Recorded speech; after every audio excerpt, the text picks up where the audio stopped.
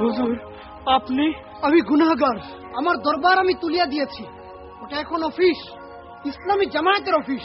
আপনারা প্রতি জুমাবার সকালে আসবেন, আমরা মানুষের দ্বারে দ্বারে যাব, সবার কাছে ইসলামের সঠিক দাওয়াত পৌঁছে দেব। আর কোন তরিকা নয়, আল্লাহর দিন আর রাসূলের আদর্শ প্রতিষ্ঠাই হবে আমাদের একমাত্র তরিকা।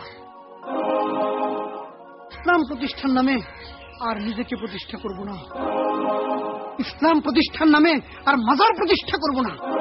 ইসলামকে প্রতিষ্ঠা করিতে হইবে পরিবারে, সমাজে, অফিসে, আদালতে, রাষ্ট্রে এবং সমস্ত দুনিয়াতে। নাস্তিক্যবাদ, ভোগবাদ আর জড়বাদ সমস্ত দুনিয়াটাকে দুজক করে ফেলেছে। এই দুজক থেকে মানুষকে উদ্ধার করে চিরকল্যাণের পথ, আল্লাহর পথের সন্ধান দিতে হবে। তার জন্য মুসলমানদেরকে ঐক্যবদ্ধ হতে হবে। হ্যাঁ, ওয়াতাসিমু বিহাবলিল্লাহি জামিআ ওয়া লা তাফাররাকু।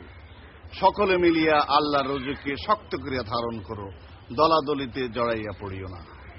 আসুন আমরা আল্লাহর নামে শপথ করি, খাঁটি মুসলমান হয়ে আল্লাহর দেয়া জীবন বিধান প্রতিষ্ঠাই হবে আমাদের একমাত্র কাজ। ইসলাম এক সময় রাজা ছিল, তখন ছিল শান্তি আর শান্তি। একতাবদ্ধ না থাকার কারণে আমরা ইসলাম থেকে সরে এসে নিজেরাই ক্ষতিগ্রস্ত হয়েছি।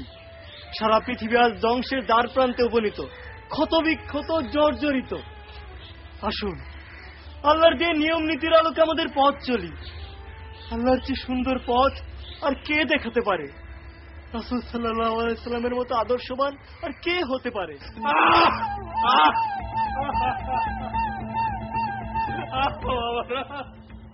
ইয়া আল্লাহ, তোমার দিয়া নিয়ামত আল কোরআন ছেড়ে আর কোথাও যাব না বাবু।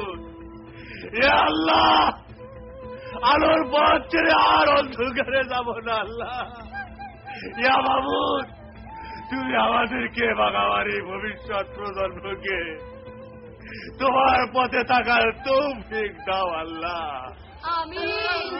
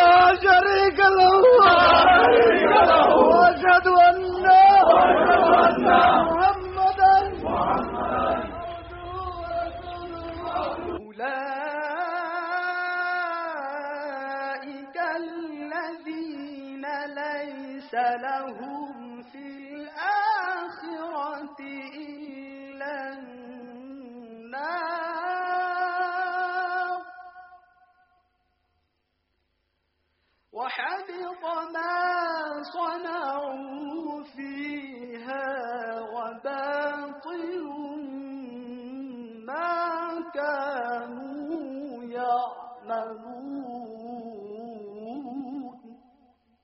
এরাই ওই সব লোক যাদের জন্য আখিরাতে আগুন ছাড়া আর কিছুই নেই। তারা যা কিছু দুনিয়াতে বানিয়েছিল তা সবই বিফলে গেল, এবং যা তারা করেছিল তা সবই বাতিল হয়ে গেল।